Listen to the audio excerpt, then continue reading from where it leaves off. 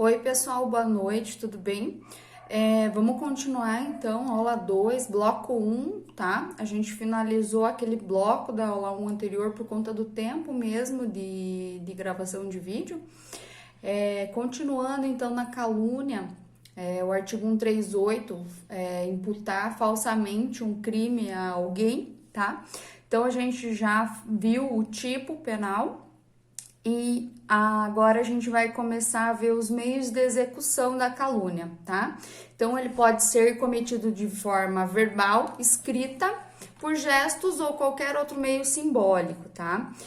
Então, tem a forma de inequívoca ou explícita. A forma inequívoca ou explícita é quando você fala claramente e abertamente para aquela pessoa que você está acusando, tá dizendo que ela cometeu um crime, tá? Sem deixar qualquer margem de dúvida. A forma equívoca ou implícita, são os dois termos, tá? Quando a ofensa é velada, ela é subrepetícia, ou a gente dá a entender que alguém teria feito alguma coisa. Então, pode ser fazendo um gesto, você olha para a pessoa e diz que ela é mão leve, gatuno, algo do jeito, isso é a forma implícita, tá? E a reflexa. A reflexa, às vezes, pode ser que você queira injuriar alguém ou denegrir a imagem, né? Denegrindo a imagem da pessoa e diz que determinada pessoa cometeu alguma coisa, cometeu um fato. Pode ser na forma de calúnia também, né? Você fala que uma pessoa cometeu um crime e reflexamente você imputa um fato criminoso falso a uma terceira pessoa, tá? Um exemplo fácil da gente entender isso é assim: eu quero dizer que a fulana praticou um aborto. Tá? E para isso eu digo que ela foi no médico tal e praticou um aborto, um determinado médico. Ao tempo em que eu falo que ela foi num médico tal, X, determinado, específico, e praticou um aborto, eu estou imputando um fato criminoso não só a fulana, mas também ao médico em que ela se dirigiu e foi, tá? Eu não efetivamente falo aquele médico pratica aborto, tá? Eu falo que a pessoa que eu estou caluniando foi no médico e praticou o aborto, tá? Então, reflexamente, eu imputo um fato criminoso a uma terceira pessoa, tá? Essa é a forma reflexa também. A consumação, gente, por ser esse crime, ele tutela a honra objetiva, a consumação é no momento em que uma terceira pessoa toma conhecimento da imputação, tá? Então, é um crime formal, precisa ter esse conhecimento. Independe se a vítima sabe ou não, tá? A vítima, independe do momento em que a vítima toma conhecimento disso, mas sim é uma terceira pessoa. Por que terceira pessoa e não a vítima em si? Porque a gente está tratando de honra objetiva, lembrem. E já vão gravando que a honra objetiva é a forma com que a sociedade me vê, não a forma com que eu me sinto, tá? Então, a forma com que a sociedade me vê é com que os terceiros me veem, tá? Então, a honra objetiva, ela tem que ser, ela se materializa no momento em que a terceira pessoa toma conhecimento daquela calúnia perpetrada, tá? O STJ tem um julgado que reconhece a calúnia por telegrama, tá? Vou ler para vocês. A calúnia por telegrama consuma-se no local da sua expedição, quando a imputação falsa chega ao conhecimento de outrem. Embora obrigado ao sigilo profissional, o funcionário do telégrafo teve conhecimento do fato delituoso, que aí, pois, se consumou. Tá? Então, nunca tinha visto essa modalidade, mas também é possível, tá? A tentativa, ela não admite tentativa, tá? Ou você calunia ou você não calunia, não tem uma meia calúnia ou algo do gênero. Existe Eu lembro de um livro que eu li que dizia da questão do telegrama, a possibilidade da calúnia por telegrama, a única forma que seria tentada. Mas aí uma viagem, ai, a carta era interceptada no meio do caminho e a pessoa que interceptou rasgou, tá? Então, assim, essa carta não chegou ao conhecimento de ninguém, só a pessoa que fez a carta, o telegrama, sabia o que estava escrito, aí seria uma tentativa. Mas, assim, muito hipoteticamente no mundo das ideias, né?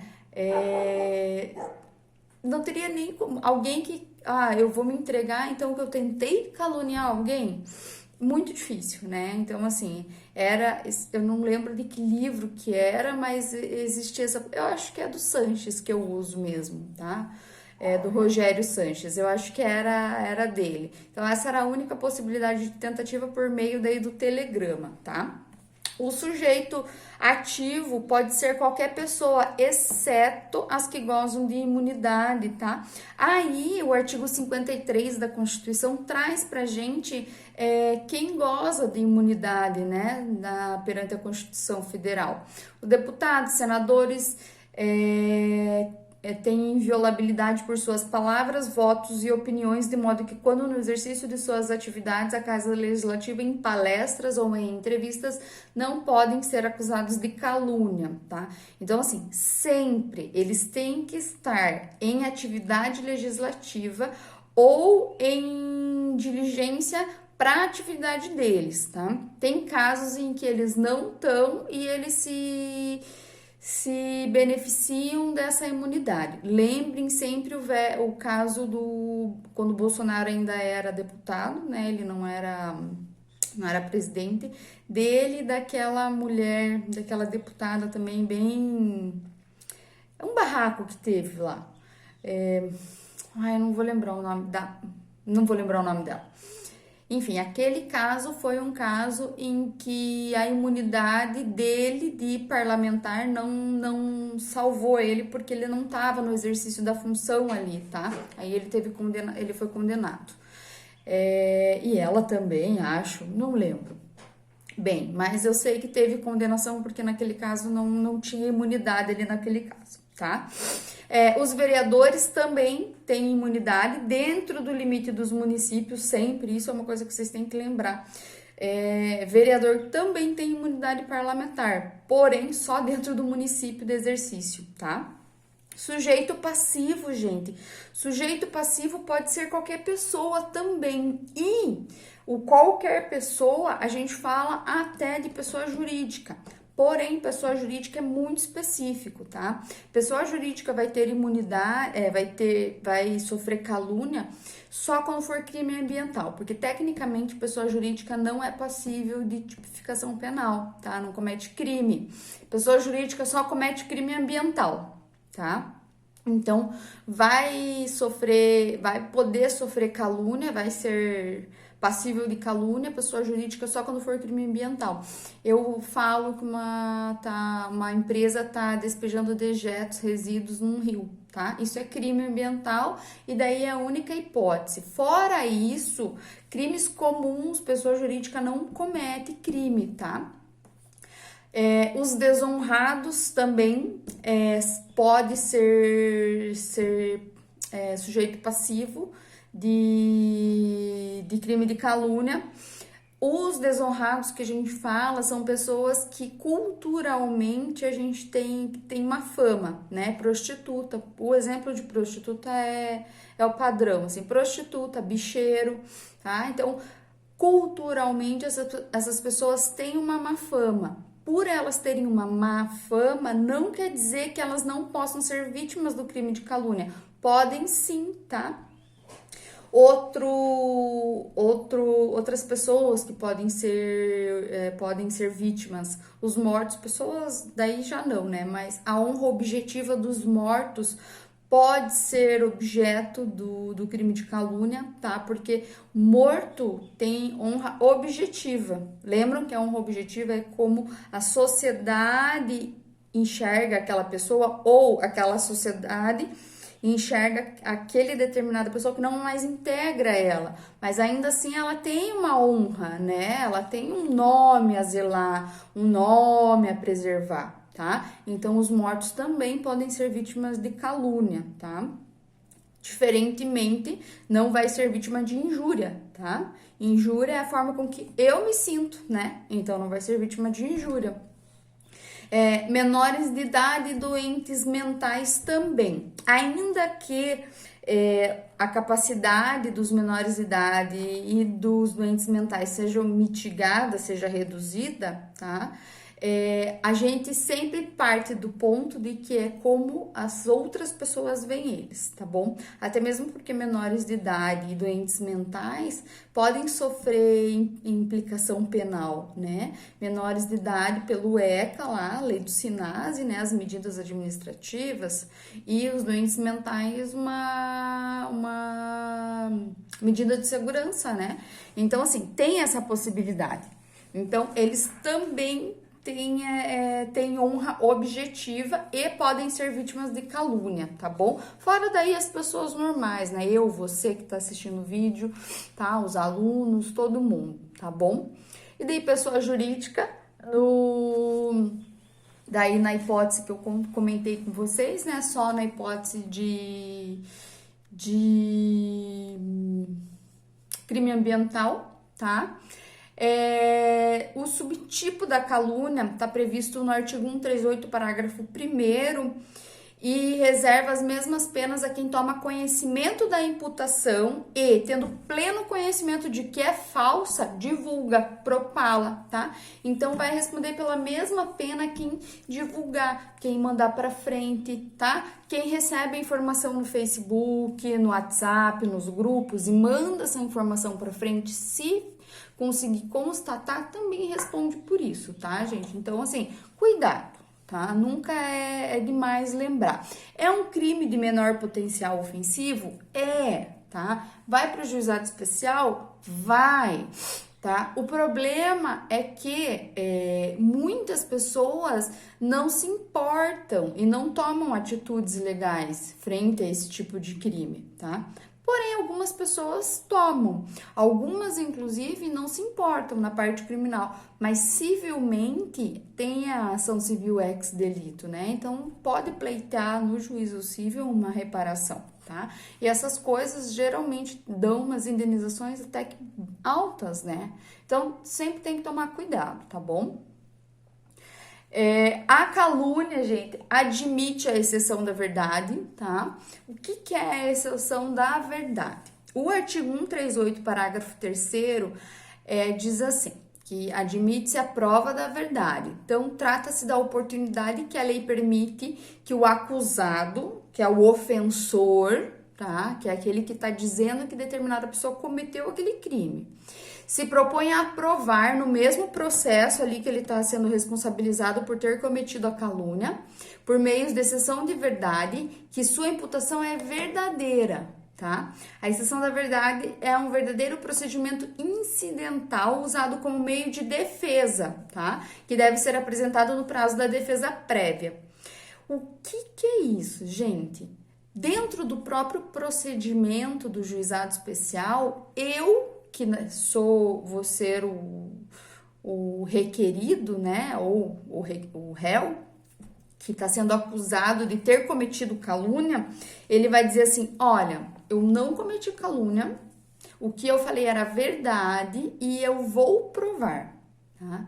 Aí vai ser ônus dele provar que o que ele estava fazendo era verdade, o que ele estava falando era verdade. Tá? Se constituindo o fato imputado crime de ação privada, o ofendido não foi condenado por sentença irrecorrível.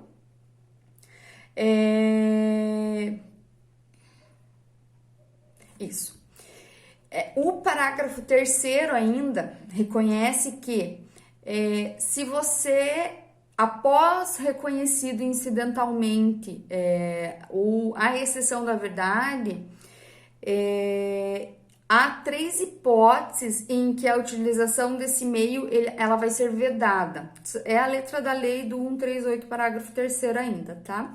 Então, assim, diz lá, se constituindo o fato imputado crime de ação privada, o ofendido não foi condenado por sentença irrecorrível, não tem como exceção da verdade nessa hipótese.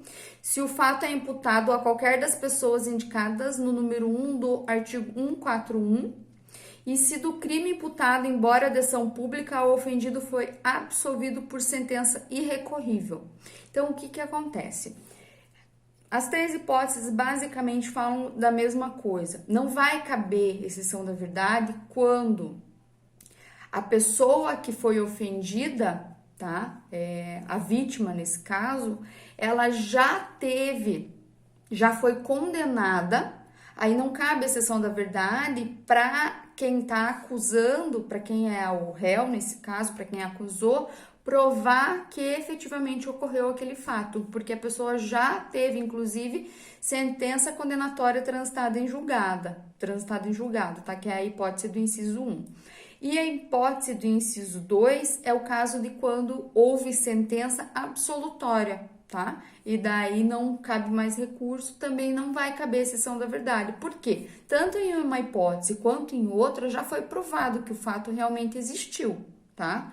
E na outra foi provado que realmente não existiu, que a pessoa é inocente, tá? Então não cabe exceção da verdade, como que fosse uma autoexclusão daquilo ali, tá? Tipo, nada a ver, tipo, né? Não tem nem o que você tá falando disso ou algo do gênero, tá? Então a pessoa efetivamente vai ser condenada por calúnia, vai responder por calúnia sem a possibilidade de tentar dizer, não, mas o que eu fiz o que eu aleguei é verdadeiro e tal, tá? Então, são as outras 2 hipóteses. A difamação, gente, a difamação está prevista lá no 139, diz assim, difamar alguém imputando-lhe fato ofensivo à sua reputação, detenção de 3 meses a 1 ano e multa. Então, você tem que falar mal de alguém, causar má fama, tá? Falar mal, gratuitamente, tá? Esqueçam a prática de um crime. Aqui não pode ter vinculado a prática de um crime, tá? Você só fala mal.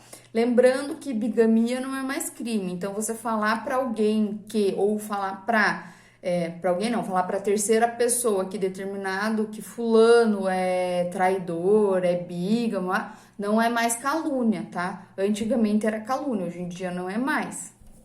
Tá? Então, o fato ofensivo, dizer que um trabalhador está indo trabalhar embriagado, que o empreiteiro utilizou material ruim na obra, que o juiz não lê direito os processos, que uma mulher casada está tendo relações sexuais com o vizinho, que determinada moça é garota de programa, né, prostituta, tá? Então, você causa uma má fama naquela pessoa, tá bom?